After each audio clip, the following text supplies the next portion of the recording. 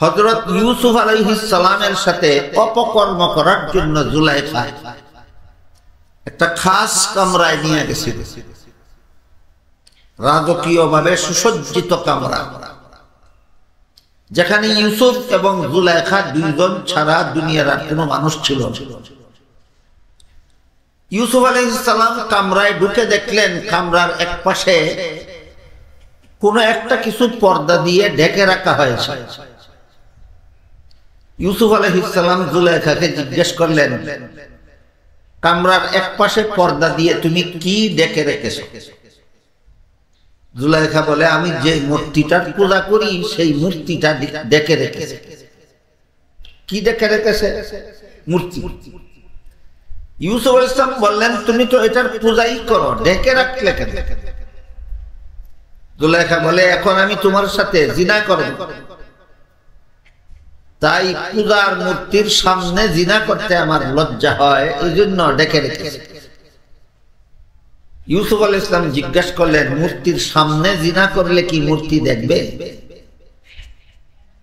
যে কারণে তুমি ডেকে রেখেছো? জুলাইখা বলে, না, তার সামনে করলেও দেখে না, ডাকলেও দেখে। ইউসুফ বললেন, যাকে ডাকলেও দেখে না, না ডাকলেও দেখে না, তাকে ডাকার দরকারটা কি ছিল? সে বলে, যদিও মূর্তির সামনে জিনা করলেও সে দেখে না, কিন্তু যে কারিগর মূর্তিটা নির্মাণ করেছে সে মূর্তির চোখের মধ্যে দেখার ভঙ্গি দিয়ে নির্মাণ করেছে, এই ভঙ্গিটার কারণে আমার লজ্জা। তখন ইউসুফ আলাইহিস সালাম বললেন, তোমার মূর্তি আসলে দেখে না, শুধু তার চোখের মধ্যে দেখার ভঙ্গি আছে, এ কারণেই যদি তার সামনে আমার সাথে জিনা করতে তোমার লজ্জা হয়, আমার আল্লাহ যে আসলেই দেখে, সে আল্লাহর সামনে কোন লাজে আমি তোর সাথে জিনা করতে পারি? এই অনুভূতিটার নাম জবাবদিহিতামূলক অনুভূতি, জবাবদিহিতার অনুভূতি। আমার সকল অপকর্ম আল্লাহ দেখতেছেন, আমি কোন সাহসে করতেছি, আল্লাহর কাছে কি বুঝে থাকলে বলুন তো, এমন অনুভূতি দুনিয়ার কোন কোন শিক্ষার দ্বারা মানুষের অন্তরে জাগ্রত হয়? একমাত্র মাদ্রাসা, একমাত্র মাদ্রাসা শিক্ষার দ্বারা মানুষের অন্তরে এই অনুভূতি জাগ্রত হয় যে আমার কোনো অপকর্ম যদি দুনিয়ার কোনো মানুষ ধরতে না পারে, তবু আল্লাহর কাছে তার জবাব দিতে হবে। আর এই অনুভূতি যাদের অন্তরে জাগ্রত হয়, এরা কোনোদিন দুর্নীতিবাজ হতে পারে। কাজেই দুর্নীতি মুক্ত সমাজ গড়ার শিক্ষা একমাত্র মাদ্রাসা শিক্ষা। দুর্নীতি মুক্ত সমাজ গড়ার শিক্ষা একমাত্র মাদ্রাসা শিক্ষা। পাকিস্তানের উদাহরণ দিলাম, বাংলাদেশের একটা উদাহরণ দিই।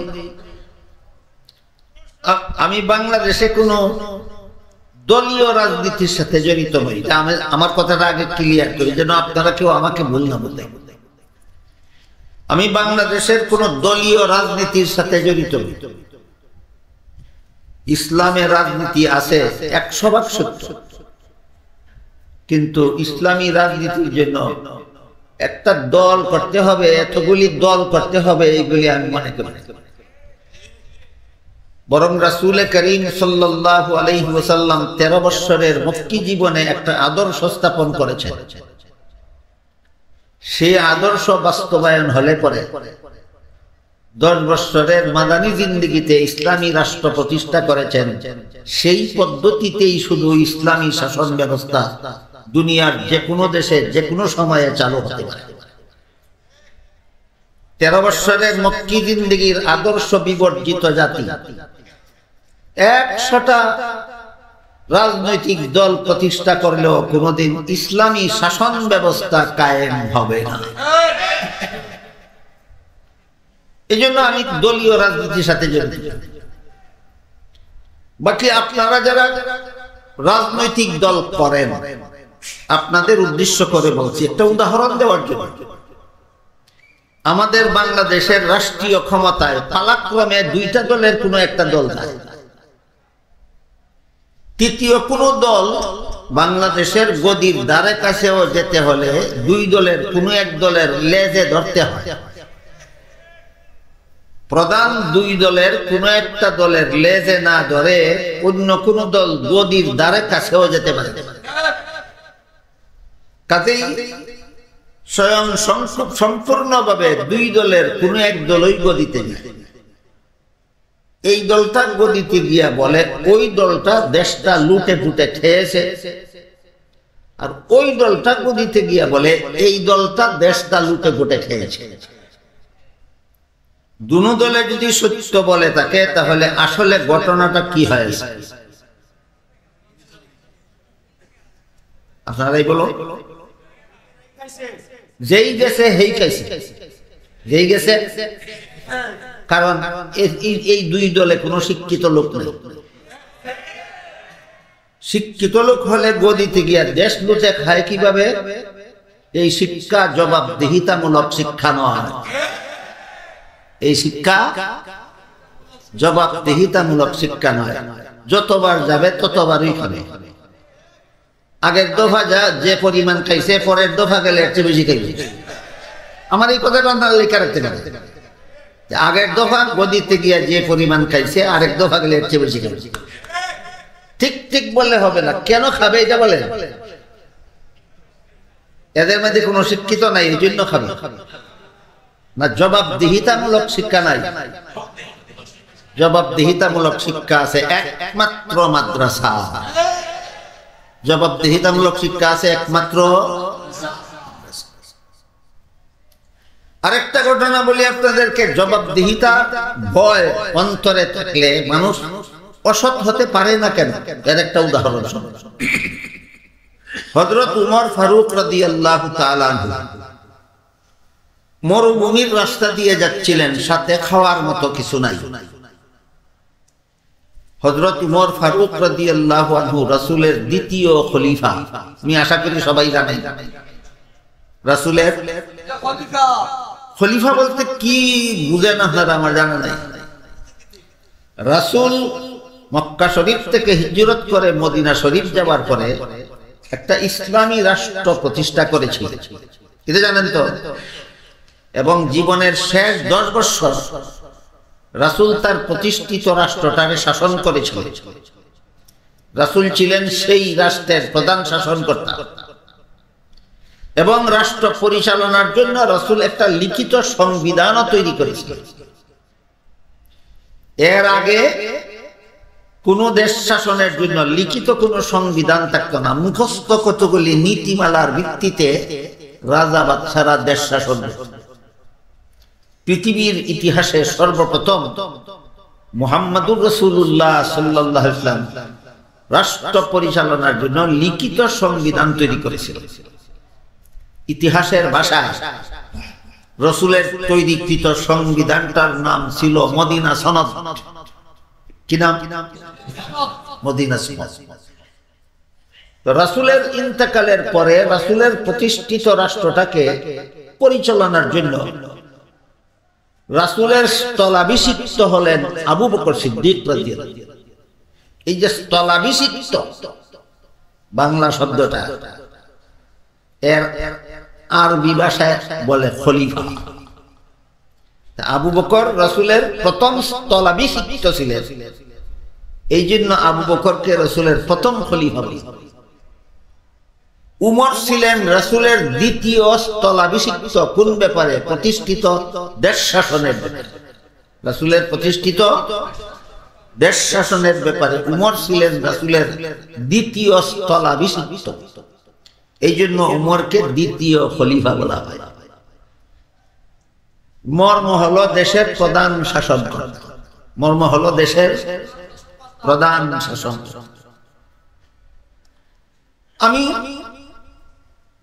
এই যে একটু আগে বললাম কোন দলীয় রাজনীতির সাথে জড়িত। কেন বললাম? আমি চুপ করলেই দেখতে পাই আমাদের সমাজে যারা রাজনীতি করে, আমি আজ পর্যন্ত পাইনি এমন একটা রাজনীতিবিদ নেতা যে জানে যে সরকারের কাছে জনগণের কি কি অধিকার আছে। যে রাজনৈতিক দলের নেতা সরকারের কাছে জনগণের কি কি অধিকার আছে জানেই না। বলুন আপনারা আমার কথা বুঝে থাকলে, এই নেতা গদিতে গেলে জনগণের অধিকার কি গুড়ার ডিম আদায় করবে? এই জন্য গুড়ার ডিম মার্কা রাজনীতিতে আমি জানি। খলিফা ওমর প্রধান শাসনকর্তা, তিনি জানতেন সরকারের কাছে জনগণের কি কি প্রাপ্য আছে। যে দেশ ইসলামী আইনে শাসন হয় সেই দেশের সরকারের কাছে জনগণের মৌলিক প্রাপ্য আছে 6টা। কটা? আমার মনে হয় না আমাদের দেশের রাজনীতি যারা করে এগুলি জানে বললে মনে হয় না, জানে না। সরকারের কাছে জনগণের মৌলিক প্রাপ্য আছে 6টা।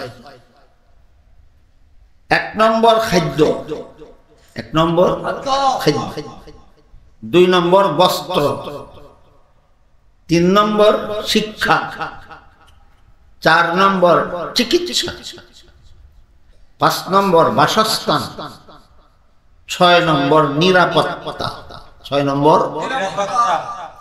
এবার বলেন তো 6টার মধ্যে প্রথমটা কি?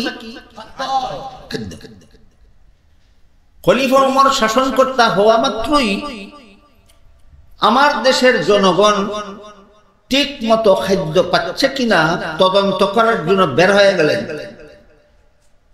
ঘোরাফেরা করতে করতে গিয়ে দেখলেন পুরে ঘরে এক বিধবা মহিলা উপবাসী, তার এতিম বাচ্চারা খাওয়ার জন্য কান্নাকাটি করতেছে। খলিফা ওমর বৃদ্ধ মহিলাকে জিজ্ঞাসা করলেন, কি ঘটনা কি আমাকে? মহিলা খলিফা ওমরকে এর আগে আর দেখেনি কোনোদিন, এই জন্য চিনতে পারে।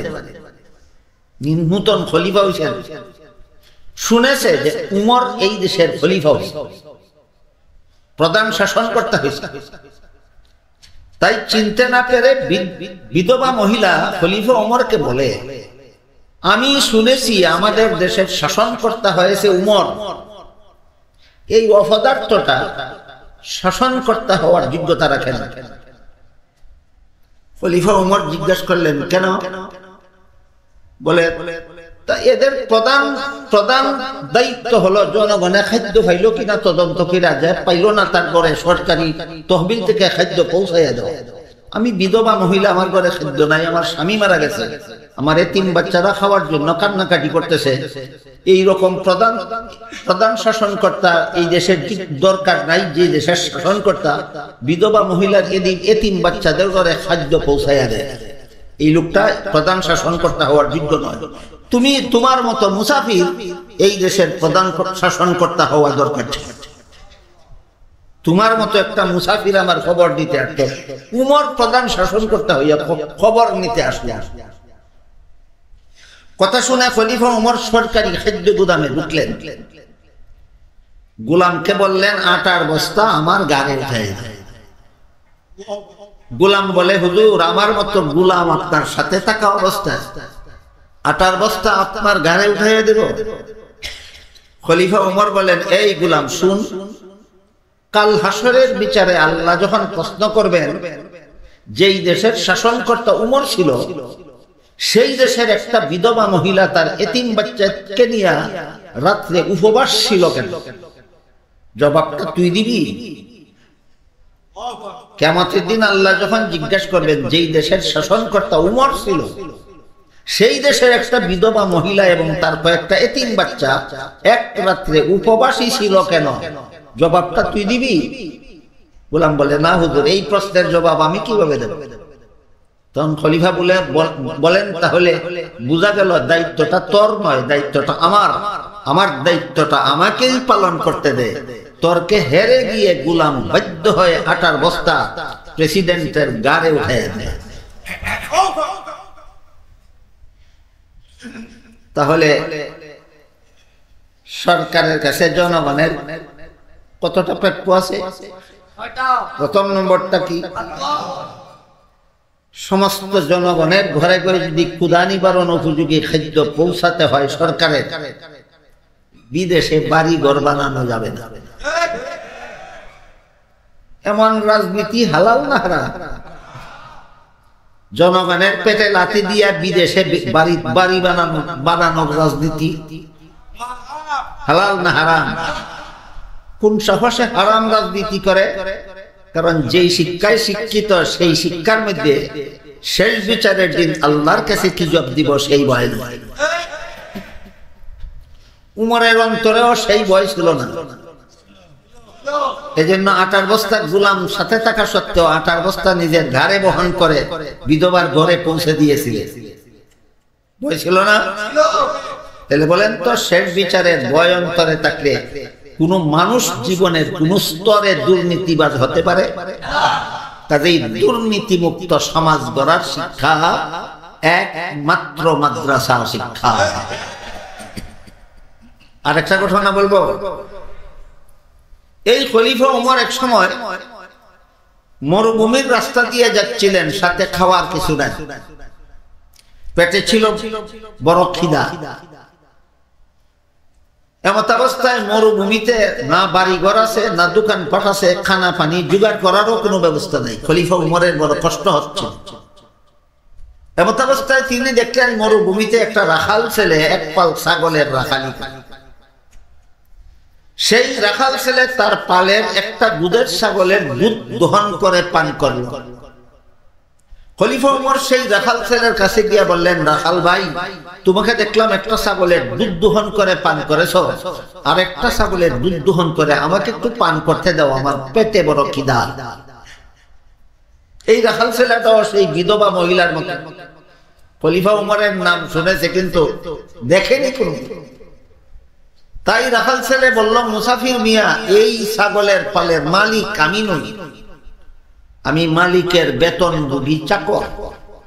মাস শেষে যে নগদ টাকা দিবে মালিক, সেটাও আমার বেতন। রাখালি করার সময় পেটে খিদা লাগলে একটা ছাগলের দুধ দহন করে পান করি, এটাও আমার বেতন। কিন্তু তুমি যেহেতু আমার মালিকের বেতনভোগী চাকর না, কাজী মালিকের অনুমতি ছাড়া আমি তোমাকে এক ফোঁটা দুধ দিতে পারতে। খলিফা উমর মনে মনে ভাবলেন যে এই রাখাল ছেলের কথায় আমার পেটের খিদা গেলে গেল না গেল নাই, কিন্তু আমার দেশের একটা রাখাল ছেলের মধ্যে যে জবাবদিহিতামূলক ভয় আছে, এতেই আমার আত্মাটা তুষ্ট। আমার দেশের রাখাল ছেলে এত বড় আমানতদার যে মালিকের অনুমতি ছাড়া তার মাল কাউকে দেয়। কিন্তু আমানতদারির কারণেই আমাকে কথাটা বলল, নাকি আমাকে ফাঁকি দেওয়ার জন্য বলল, তাকে পরীক্ষা করা দরকার। তাই খলিফা উমর তাকে পরীক্ষা করার জন্য বলেন, ঠিক আছে, একটা ছাগলের দুধ যদি আমাকে বিনামূল্যে না দাও, তাহলে একটা দুধের ছাগল আমার কাছে উচিত মূল্যে বিক্রি করে দাও। এতে আমার একটা উপকার হবে, তোমার একটা উপকার। আমার উপকার এই হবে, এক্ষুনি আমি ছাগলটা কিনে নিয়ে দহন করে দুধ পান করবো, আমার পেটের খিদা নিবারণ হবে। আর তোমার উপকার এই হবে, মালিক যা বেতন দেওয়ার তো দিবেই, একটা ছাগলের মূল্য তুমি বেতনের অতিরিক্ত পাইলা, এটা তোমার উপকার। এই কথা বলার সাথে সাথে রাখাল ছেলে খলিফা উমর চিনে না মুসাফির লোকটা? খলিফা উমর চিনে না। রাখাল ছেলে বলে, মুসাফির মিয়া, তোমার কথা মতো একটা দুধের ছাগল তোমার কাছে বিক্রি করে মূল্যটা যদি আমি আত্মসাৎ করে ফেলি, মালিক যখন গুনে দেখবে পালের ছাগল একটা কম, তখন তো আমাকেই জিজ্ঞেস করবে ছাগল একটা কম কেন, মালিককে কি জন্য? মুসাফির লোকটা বলল, মালিককে বলবা একটা ছাগল বাগে ধরে নিয়ে গেছে। বাগে ছাগল ধরে নিয়ে গেলে রাখাল ছেলের ফিরাবার কোনো ক্ষমতা নাই, তাকেই তোমার বিরুদ্ধে বিচার চলবে, দূরের কথা কোনো অভিযোগ চলবে। এই কথা বলার সাথে সাথে রাখাল ছেলে মুসাফির লোকটার প্রতি দারুণ ভাবে খেপে গেল। বলল, এই বেটা মুসাফির, দ্বারা আমার একটা কথা শুনে, আমি আমার মালিকের বিশ্বস্ত চাকর। আমি যদি মালিককে বলি যে একটা ছাগল বাগে ধরে নিয়ে গেছে, তাহলে 100 ভাগ বিশ্বাস করবে, কোনো আপত্তি করবে না আমার বিরুদ্ধে। কিন্তু তুই বল, শেষ বিচারের দিন আল্লাহ যখন জিজ্ঞাসা করবেন ছাগলটা কি করছিলি, তখন কি করবি? এরা উমরের দেশের একটা রাখাল ছেলে দুর্নীতিবাজ হতে পারলো না। জবাবদিহিতার ভয়ে। উমরের দেশের একটা অশিক্ষিত রাখাল ছেলে দুর্নীতিবাজ হতে পারলো না কেন? জবাবদিহিতার ভয়ে। এই ভয় মানুষের অন্তরে একমাত্র মাদ্রাসা শিক্ষার দ্বারা সৃষ্টি হয়। এই ভয় মানুষের অন্তরে একমাত্র মাদ্রাসা শিক্ষার দ্বারা সৃষ্টি হয়। এটাই বর্তমান দুনিয়ায় মাদ্রাসা শিক্ষার বৈশিষ্ট্য। এটাই বর্তমান দুনিয়ায় মাদ্রাসা শিক্ষার বৈশিষ্ট্য। এখানে একদল থাকেন মাদ্রাসা শিক্ষায় শিক্ষিত, আর একদল থাকেন মাদ্রাসা শিক্ষায় শিক্ষিত নয়, কিন্তু মাদ্রাসা শিক্ষার আলোতে এদের অন্তরটা আলোকিত। আর একদল থাকেন শিক্ষিত না, অন্তর আলোকিত না, অন্ধকার। এই তিন দল মানুষ বাংলাদেশে আছে। কত দল? একদল মাদ্রাসা শিক্ষায় শিক্ষিত, এদের অন্তরে শেষ বিচারের দিন আল্লাহর কাছে কি জবাব দেব, এই ভয়টা ছাত্র জীবনেই সৃষ্টি হয়। ছাত্র জীবনেই সৃষ্টি হয়। কিন্তু যারা মাদ্রাসায় লেখাপড়া করেন না, এরা তো সরাসরি মাদ্রাসা শিক্ষায় শিক্ষিত নয়। এদের অন্তরটাকে মাদ্রাসা শিক্ষার আলোতে আলোকিত করার জন্য মাদ্রাসাগুলির পক্ষ থেকে এইরকম মাহফিল করা হয়। বর্তমান বাংলাদেশে জাতীয় কওমি মাদ্রাসা বোর্ডের নিবন্ধনকৃত কওমি মাদ্রাসার সংখ্যা হলো 25,000। অনিবন্ধিত আরো আছে 5,000, সর্বমোট 30,000। এই 30,000 কওমি মাদ্রাসার প্রায় সবগুলি মাদ্রাসার পক্ষ থেকেই বছরে কমপক্ষে একটা করে এমন ওয়াজ মাহফিল অনুষ্ঠিত। তাহলে বর্তমান বাংলাদেশে শুধু কওমি মাদ্রাসাগুলির উদ্যোগেই প্রতি বছরে 30,000 ইসলামী সম্মেলন হয়। কেন? একমাত্র কারণ যারা মাদ্রাসা শিক্ষায় শিক্ষিত নয়, তাদের অন্তরটা যেন ইসলামী শিক্ষার আলোতে আলোকিত হয়। আপনাদেরকে এখানে বসাইয়া কোরআন হাদিস শিক্ষা দেওয়ার জন্য ওয়াজ মাহফিলের আয়োজন, না আপনাদের অন্তরটাকে ইসলামী শিক্ষার আলোতে আলোকিত করার জন্য আয়োজন? আলোকিত করার জন্য। কার কার অন্তর ওয়াজ মাহফিল শুনে সারা জীবনে আলোকিত হইল, আর কার কার অন্তর অন্ধকার হইল, এটা মাপার একটা খুব পরিষ্কার সুন্দর একটা স্কেল আছে। প্রত্যেকে মাহফিলেই বুঝতে পারবেন জীবনে যত ওয়াজ মাহফিল শুনলাম, এর দ্বারা আমার অন্তরটা আলোকিত হইল না অন্ধকার হইল। স্কেলটা হইল যে কোনো অপকর্মের সুযোগ পেলেই আপনার মনটাকে যাচাই করে দেখবেন, শেষ বিচারের তোয়াক্কা না করেই অপকর্মে লিপ্ত হয়ে যায়, নাকি শেষ বিচারের ভয়ে বিরত থাকে। যদি দেখেন শেষ বিচারের ভয়ে আপনার অন্তর অপকর্মে লিপ্ত হওয়ার সাহস করতে পারে না, আল্লাহর কসম আপনার অন্তরটা ইসলামী শিক্ষার আলোতে আলোকিত। আপনাদের অন্তরকে এইরকম আলোকিত করার জন্যই এই মাহফিলগুলির আয়োজন। তাহলে মাহফিলগুলির উদ্দেশ্য কত মহৎ, বুঝতে পারলেন? এই মাহফিলগুলির উদ্দেশ্য আমার দেশের জনগণের অন্তর যেন আলোকিত। আর যদি অপকর্মের সুযোগ পেলে শেষ বিচারের কোন মনে হয়, শেষ বিচারের কথা মনে পড়ে না, আল্লাহর কাছে কি জবাব দেব সেই কথা স্মরণে আসে না, তুচ্ছ স্বার্থের লোভে যদি আমি অপকর্মে লিপ্ত হয়ে পড়ি, তাহলে বুঝতে হবে অন্তরটা আমার আলোকিত না অন্ধকার। কার অন্তর আলোকিত, কার অন্তর অন্ধকার, একজন আর একজনেরটা বলতে না পারলেও আমরা প্রত্যেকেই যার যারটা তো টের পাওয়ার কথা। টের হওয়ার কথা না? আমি তো আমারটা টের পাই, আপনারা আপনাদেরটা টের পাওয়ার কথা। তাই আমাদের বর্তমান বাংলাদেশে 3 শ্রেণীর মানুষ বাস করে। একদল ইসলামী শিক্ষায় শিক্ষিত, আর একদল শিক্ষিত না, কিন্তু তাদের অন্তরটা ইসলামী শিক্ষার আলোতে আলোকিত। আর একদল শিক্ষিত না, আলোকিত না, অন্ধকার অন্ধকার অন্ধকার। এই অন্তর আলোকিত হওয়ার একমাত্র ব্যবস্থা হইল আল্লাহর কাছে কি জবাব দেব এই ভয়টা অন্তরে স্থাপন করা। আল্লাহ পাক রব্বুল আলামিন এই মর্মেই কোরআনে বলেন, আলাম ইয়ালাম বিআন্নাল্লাহ ইয়ারা। বান্দা কি দেখে না, বান্দা কি জানে না আল্লাহ যে দেখে? আমার বান্দা কি জানে না আল্লাহ যে দেখে? আপনারা কি মনে করেন আল্লাহ সদা সর্বদা আপনাদের সকল কাজকর্ম দেখেন কিনা? আমার তো মনে হয় এমন কোন মুসলমান সমাজে নাই যারা আল্লাহ সর্বদা আমাকে দেখেন এই কথাটা বিশ্বাস করেন। সমস্ত মুসলমানেরাই বিশ্বাস করে যে আল্লাহ সর্বাবস্থায় আমাকে দেখেন। মর্মে আল্লাহ কোরআনের এক আয়াতে বলেন,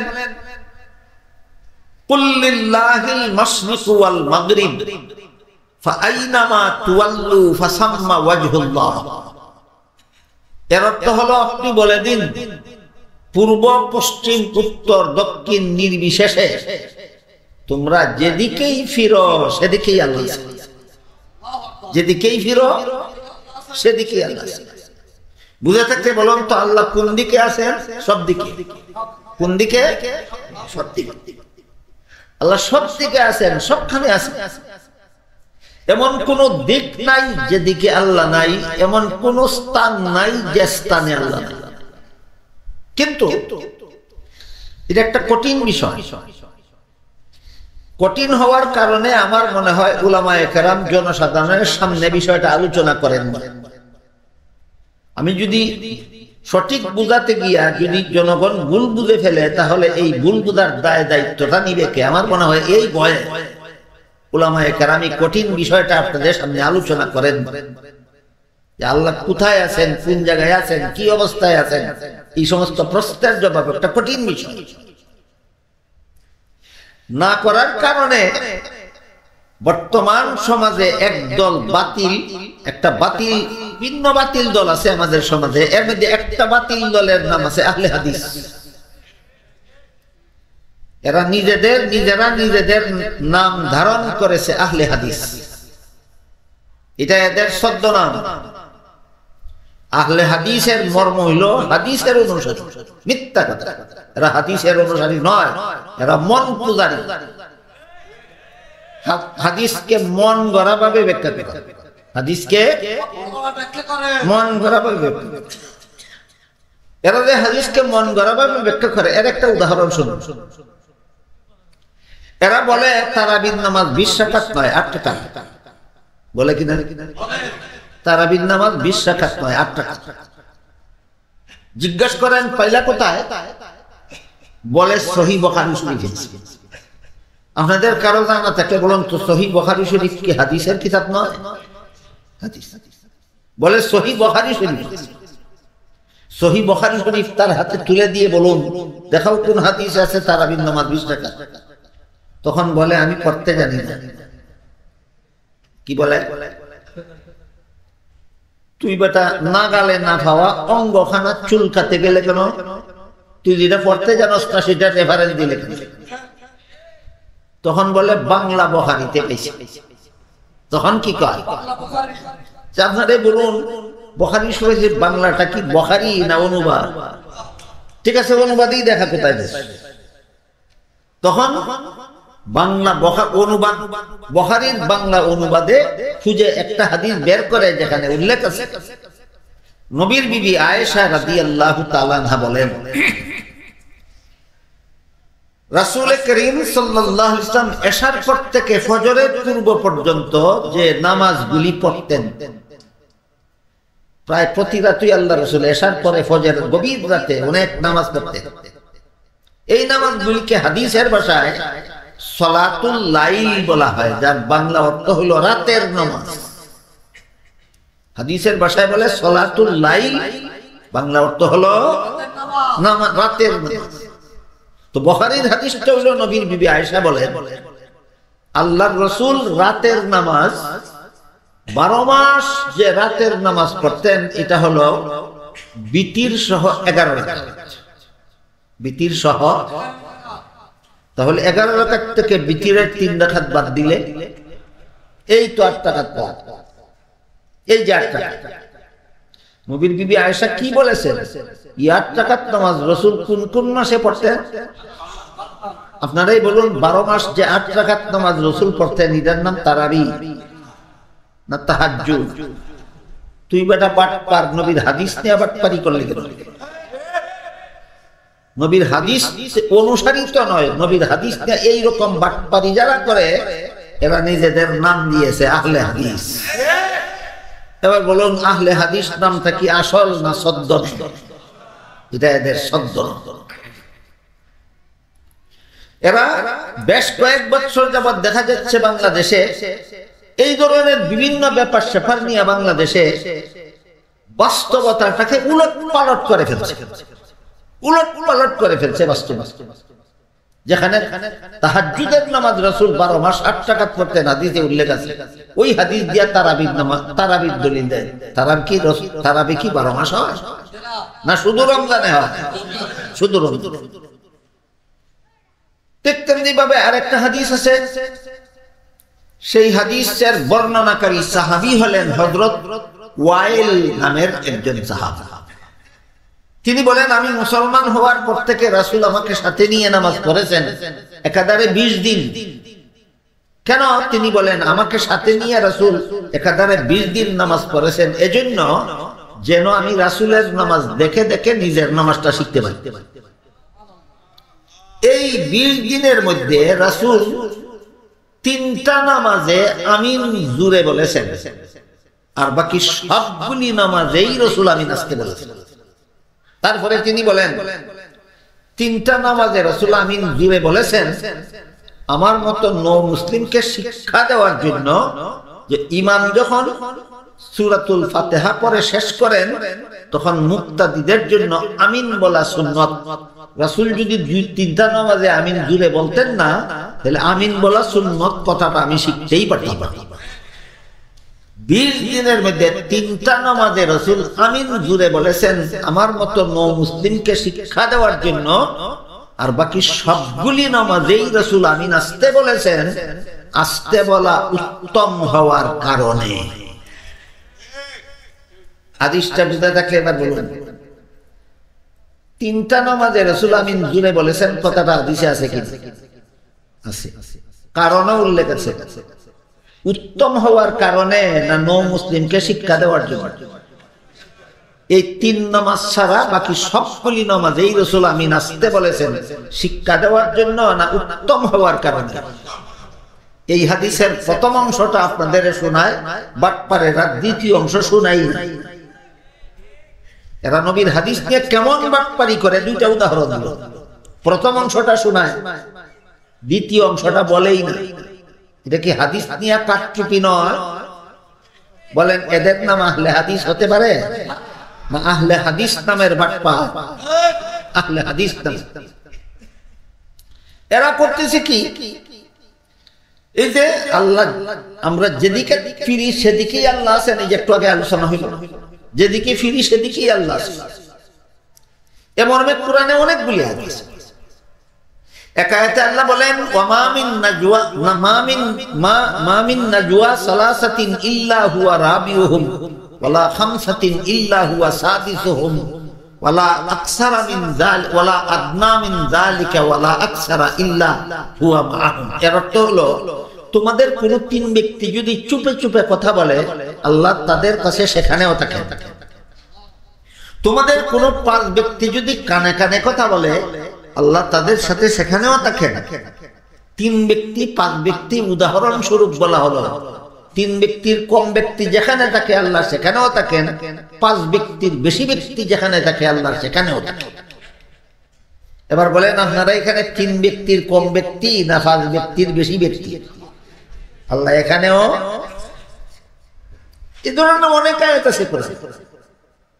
এই আয়াতগুলির কারণেই, এই আয়াতগুলির শিক্ষাই হলো যে আল্লাহ তো আমার কাছেই আছেন, আমাকে তো দেখতেছেন। সুতরাং দুর্নীতি কোন সাহসে করবে, অপকর্ম কোন সাহসে করবো? আল্লাহ তো আমার কাছেই আছেন, আমাকে তো দেখতেই আছে। বলেন, আল্লাহ আমরা যে যখন যেখানেই থাকি তার সাথে তখন সেখানেই থাকেন। এই শিক্ষার দ্বারাই আমাদের অন্তরে জবাবদিহিতা জাগ্রত হয়। এই শিক্ষার দ্বারাই আমাদের অন্তরে কি জাগ্রত হয়? জবাবদিহিতা জাগবে। এখানে এসে ইসলামজাবিরা বাংলাদেশের মুসলমানদেরকে একটা কুফরি আকীদা শিক্ষা দিয়ে চলেছে। কুফরি, প্রকাশ্য কুফরি আকীদা। সেটা কি? তারা বলে বান্দা যেখানে যেখানেই আছেন সেখানে সেখানে আল্লাহ আছেন, এটা ভুল। আল্লাহ শুধু আরশের উপরে আছে। আল্লাহ শুধু আরশের উপরে। আমি আপনাদের একটা কথা জিজ্ঞেস করি, আল্লাহ যদি সবখানে থাকেন, আরশ বাদ দিয়া না আরশ সহ? আরশে আছেন, এটা তো কোরআনই আছে। শুধু আরশে আছেন, এটা বলে কিভাবে কোরআন হাদিসের বিকৃতি করে আপনি বুঝতে পারতেছেন? আল্লাহ আরশে আছেন, এটা তো কোরআনেও আছে, সব মুসলমান জানেও মানে, কিন্তু শুধু শব্দটা পাইলা কোথায়? এটা এদের হুকারের কথা। আল্লাহ শুধু আরশে আছেন, এটা আল্লাহ মুযহাবিদের পকেটের কথা। আল্লাহ শুধু আরশে আছেন না। আল্লাহ কি বলেন? আল্লাহ বলেন ওয়ামা কুন্না গায়বিন, আমি কোথাও অনুপস্থিত নই। আমি কোথাও। আচ্ছা, আপনারা একটু বুঝে শুনে বলুন তো, যিনি কোথাও অনুপস্থিত নন তিনি উপস্থিত কোথায়? সর্বত্র। সর্বত্র। কাজেই কোরআনের বহু আয়াতে আল্লাহ এই কথাটা বলেছেন যে আমি সর্বত্র বিরাজমান, সর্বত্র বিরাজমান, সর্বত্র বিরাজমান। কিন্তু সর্বত্রর মধ্যে আসমানও আছে কিনা? সর্বত্রর মধ্যে জমিনও আছে কিনা? সর্বত্রর মধ্যে আরশও আছে কিনা? সর্বত্রর মধ্যে পাতালপুরীও আছে কিনা? সুতরাং আল্লাহ সর্বত্র বিরাজমান। এই কোরআনের এতগুলি আয়াতের দ্বারা প্রমাণিত এই কথাটাকে এই লামজাবিরা একটা চাপাবাজির দ্বারা অস্বীকার। কিসের দ্বারা?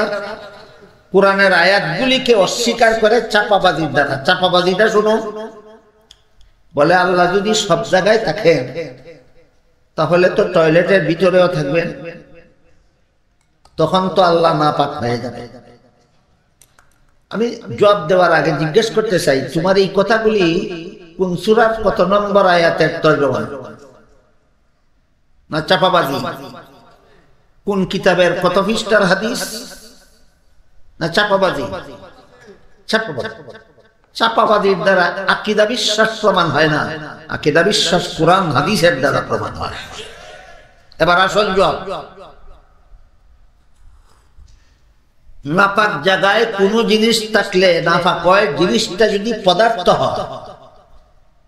নাপাক জায়গায় কোন জিনিস থাকলে নাপাক হয়, জিনিসটা যদি একটা পাথর, একটা পদার্থ, এটা টয়লেটে ফেললে পাথর নাপাক। একটা মাটির ঢেলা, এটা একটা পদার্থ, টয়লেটে ফেললে সেটাও নাপাক হবে। আপনার গায়ের জামাও একটা পদার্থ। পদার্থ বুঝেন তো, সীমিত আয়তন আছে এবং ওজন আছে।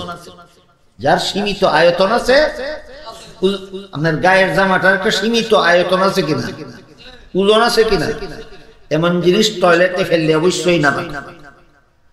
যে জিনিস পদার্থ নয় সেই জিনিস টয়লেটে একেবারে নাপাক স্থানে পড়লেও নাপাক হয় না। যেমন বাতির আলো, বাতির আলো পদার্থ নয়। বলেন তো টয়লেটের গভীরে আলু পুষলে আলু নাপাক হয়ে যায়? কোন ভূতে শিক্ষা দিল তোর এই যুক্তি যে আল্লাহ টয়লেটে থাকলে নাপাক হয়ে যাবে? আল্লাহ কি তোর মতো পদার্থ নাকি?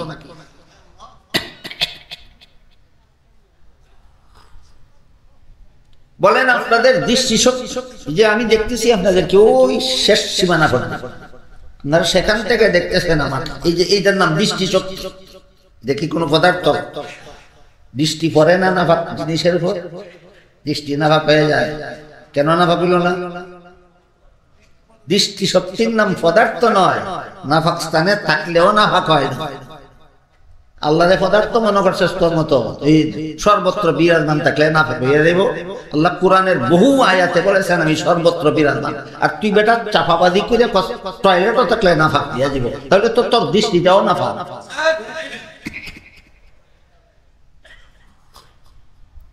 আমি আগে বলেছিলাম বিষয়টা একটু কঠিন। আলেমগণ আপনাদের সামনে সচরাচর আলোচনা করেন বলে আমি শুনি নাই। আমার মনে হয় এই জন্য আলোচনা করেন না, যে কেউ যদি ভুল বুঝে ফেলে তাহলে দায় দায়িত্বটা নিবে। এই জন্য আমি একেবারে খুব পরিষ্কার করে বলতেছি যেন কারো কোন রকমের ভুল বুঝাবুঝি না। আল্লাহ সর্বত্র বিরাজমান, এই কথাটা আল্লাহ কোরআনের একটা দুইটা আয়াতে নয়, অনেকগুলি আয়াতে বলেছে। এর মধ্যে একটা আয়াত হইল ওয়ামা কুন্না গায়বিন, আমি কোথাও অনুপস্থিত নই। বুঝে থাকতে বলুন, যিনি কোথাও অনুপস্থিত নন তিনি উপস্থিত কোথায়? সর্বত্র। আরেকটা কথা শুনে, এটা আরেকটু কঠিন হবে। লামাযাবিদের খপ্পর থেকে আপনাদের ঈমান হেফাজতের জন্য আমি বাধ্য হয়েছি কঠিন কথাগুলি আপনাদের সামনে তুলে ধরতে। এরা এই বিষয়টাকে কেন্দ্র করে কুফরি আকীদা প্রচার করে বেড়াচ্ছে বাংলাদেশে। আরেকটা কঠিন কথা হলো, দেখুন তো আপনারা মনে মনে চিন্তা করে অতীতকালে এমন একটা সময় ছিল কিনা যে সময় আল্লাহ ছাড়া জগতের আর কিছুই ছিল না। দেখুন তো আপনাদের ঈমান কি বলে। অতীতকালে এমন এক সময় ছিল যখন আল্লাহ ছাড়া কিছুই, স্থান বলতে কিছুই ছিল না। না আরশ ছিল, না পাতাল ছিল, না আসমান ছিল, না জমিন ছিল, না পাহাড় ছিল, না সাগর ছিল, না মানব ছিল, না দানব ছিল, কিছুই ছিল। তখনও আল্লাহ ছিলেন কিনা? যখন কোন স্থান ছিল না তখন আল্লাহ ছিলেন। তাহলে কি আল্লাহ স্থানে ছিলেন না স্থান ছাড়া? এইটা বুঝতে হবে। লামাযাবিদের খপ্পর থেকে ঈমানটা হেফাজত করার জন্য এই যতই কঠিন হোক কথাটা আপনাদের বুঝতে হবে। যখন কোন স্থান ছিল না তখনও যে আল্লাহ ছিলেন, স্থানে না স্থান ছাড়া। তাহলে আল্লাহর অবস্থান দুই প্রকার, একটা হইল গুণগত অবস্থান আর একটা হইল সত্তাগত অবস্থান। আল্লাহ সত্তাগত ভাবে জগৎ সৃষ্টির আগেও ছিলেন স্থান ছাড়া, আল্লাহ সত্তাগত ভাবে এখনো আছেন স্থান ছাড়া, আল্লাহ সত্তাগত ভাবে অনন্তকাল পর্যন্ত থাকবেন স্থান ছাড়া। আর কোরআনের বহু আয়াতে যে স্থানের কথা বলা হয়েছে, আমি অমুক স্থানে আছি, তমুক স্থানে আছি, অমুক স্থানে আছি, অমুকের সাথে আছি, তমুকের সাথে আছি, আমি তিনজনের সাথে আছি, পাঁচজনের সাথে আছি, তিনজনের কম লোকের সাথে আছি, পাঁচজনের বেশি লোকের সাথে আছি, সর্বত্র বিরাজমান আছি, এটা সত্তাগত ভাবে বলা হয়নি। গুণগত ভাবে আল্লাহ সর্বত্র বিরাজমান, আর সত্তাগত ভাবে আল্লাহ সর্বদাই স্থান ছাড়া বিরাজমান। এই দুইটা কথা বুঝলে লামাযাবিরা কেতনা বড় জঘন্যতম কুফরি আকীদা সমাজ করাচ্ছে, ওইটা বুঝা আপনাদের জন্য সহজ। আগে এই কঠিন দুইটা কথা বুঝলেন কিনা বলুন, তারপরে আমি সেই কথাটা বলবো এরা কেমন কুফরি আকীদা সমাজে ছড়াচ্ছে। আল্লাহ সর্বত্র বিরাজমান সত্তাগত ভাবে না গুণগত ভাবে? হ্যাঁ, গুণগত। আল্লাহ সর্বত্র বিরাজমান গুণগত ভাবে, আর আল্লাহ স্থান ছাড়া বিরাজমান সত্তাগত ভাবে। স্থান ছাড়া বিরাজমান এর পরিষ্কার বুঝার মতো প্রমাণ হলো, যখন কোন স্থান ছিল না তখনও আল্লাহ ছিল। কোথায় ছিলেন? এই প্রশ্নের জবাব হইল স্থান ছাড়া। যখন কোন স্থান ছিল না তখনও আল্লাহ ছিলেন কিনা? স্থান নাই, ছিলেন কোথায়? এটা একমাত্র স্থান ছাড়া। এটা হলো আল্লাহর সত্তাগত অবস্থানের পরিচয়। আল্লাহ অতীতেও সত্তাগত ভাবে স্থান ছাড়া ছিলেন, আল্লাহ বর্তমানেও সত্তাগত ভাবে স্থান ছাড়া আছেন, আল্লাহ অনন্তকাল পর্যন্ত সত্তাগত ভাবে স্থান ছাড়া থাকবেন। কিন্তু গুণগত ভাবে জগৎ সৃষ্টির পর থেকে আল্লাহ গুণগত ভাবে সর্বত্র বিরাজমান। গুণগত ভাবে বলতে কি বোঝায়? আল্লাহর দেখার গুণ, এর বাইরে জগতের একটা দুলার কণাও নাই। জগতের একটা দুলার কণাও আল্লাহর দেখার গুণের বাইরে নাই। আল্লাহর ক্ষমতার গুণের বাইরে বিন্দু মাত্র কিছু নেই। আল্লাহর জ্ঞানের পরিধির বাইরে জগতের কিছুই নেই। তাহলে জ্ঞান দৃষ্টি, ক্ষমতা, এগুলি সত্তার নাম না গুণের নাম। এই সমস্ত গুণের মাধ্যমে আল্লাহ সর্বত্র বিরাজমান। সংক্ষিপ্ত ভাবে হইল, গুণগত ভাবে আল্লাহ সর্বত্র বিরাজমান, সত্তাগত ভাবে আল্লাহ অতীতেও কোন স্থানে অবস্থান করেননি, বর্তমানেও কোন স্থানে অবস্থান করেন না, ভবিষ্যতেও কোন স্থানে অবস্থান করবে। তাহলে আমি অপকর্ম করব কোন সাহসে? আল্লাহ তো দেখতেছেন। সত্তাগত ভাবে না গুণগত ভাবে? এই দেখেন, ওই কথাটার সাথে বুঝা না বুঝা এটার সম্পর্কটা। আমি অপকর্ম করার সাহস করতে পারি না, আল্লাহ তো আমার কাছে আছে। আল্লাহ আমার কাছে আছেন কি সত্তাগত ভাবে না গুণগত ভাবে? হ্যাঁ, গুণগত ভাবে, মানে আমাকে দেখেন, আমি যখন যাই করি আল্লাহ আমাকে দেখেন। এই কথাটাই হাদিস শরীফে রাসূল করিম সাল্লাল্লাহু আলাইহি ওয়াসাল্লাম বলেছেন, ফাইন লাম তাকুন তারাহু ফাইন্নাহু ইয়ারাক। তুমি যদিও আল্লাহকে দেখো না, আল্লাহ কিন্তু সদা সর্বদা তোমাকে দেখেন। তাহলে আল্লাহ আমাকে সদা সর্বদা দেখেন, এই অর্থে আল্লাহ সদা সর্বদা আমার কাছে হাজির নাজির, সর্বত্র বিরাজমান, সর্বদর। এইভাবে যারা আমরা আল্লাহকে সব সময় আমাকে দেখেন বলে বিশ্বাস করি, গুণগত ভাবে আল্লাহ সদা সর্বদা আমার সাথে আছেন বলে বিশ্বাস করি, এই বিশ্বাস যদি আমার অন্তরে জাগ্রত হয়, কোনো অপকর্মের সাহস করতে পারে না, তখন জবাবদিহিতামূলক অনুভূতি মানুষের অন্তরে জাগ্রত থাকে, তখন আর সে দুর্নীতিবাজ হতে পারে না। কাজে আল্লাহ সর্বাবস্থায় আমার সাথে আছেন, আল্লাহ সর্বাবস্থায় আমাকে দেখেন, এই জ্ঞানটাই, এই বিশ্বাসটাই, এই আকীদাটাই হইল জবাবদিহিতামূলক অন্তর গঠন করার ফাউন্ডেশন। আল্লাহ সর্বাবস্থায় আমার সাথে আছেন কথাটা যদি বিশ্বাস করি না, আল্লাহ সর্বাবস্থায় আমাকে দেখেন কথাটা যদি বিশ্বাস করি না, তাহলে তো পর্দার আড়ালে জুলাইখার মতো পর্দার আড়ালে অপকর্মের সাহস পেয়ে যাবে। আমি যতই পর্দার আড়ালে যাই না কেন, আল্লাহ আমাকে দেখেন, যেহেতু আল্লাহ হাজির নাজির। এবার বলুন, সত্তাগত ভাবে না গুণগত ভাবে? গুণগত ভাবে।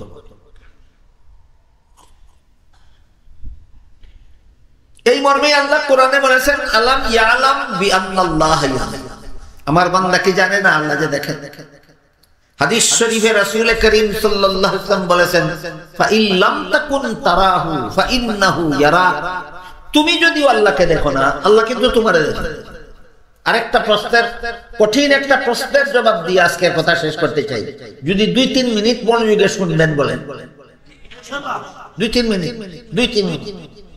সেটা হলো, আল্লাহ যদি সদা সর্বদা আমার কাছে থাকেন, আল্লাহ যদি সর্বত্র বিরাজমান থাকেন, সদা সর্বদা আমার কাছে থাকেন, রাসূল বলে দিয়েছেন, তুমি যদিও দেখো না কেন, আমার কাছে থাকলে আমি দেখি না কেন? এই লোক আমার কাছে থাকেন, তাইলে আমি দেখি না কেন? এই প্রশ্নের জবাব হলো, আল্লাহকে দেখার জন্য যে পরিমাণ চোখে যে পরিমাণ পাওয়ারের দরকার, আল্লাহ ইচ্ছাকৃতভাবেই দুনিয়ার জীবনে কোনো মানুষের চোখে সেই পরিমাণ পাওয়ার দেন না। সেই পরিমাণ পাওয়ার দেন। কেন দেন না?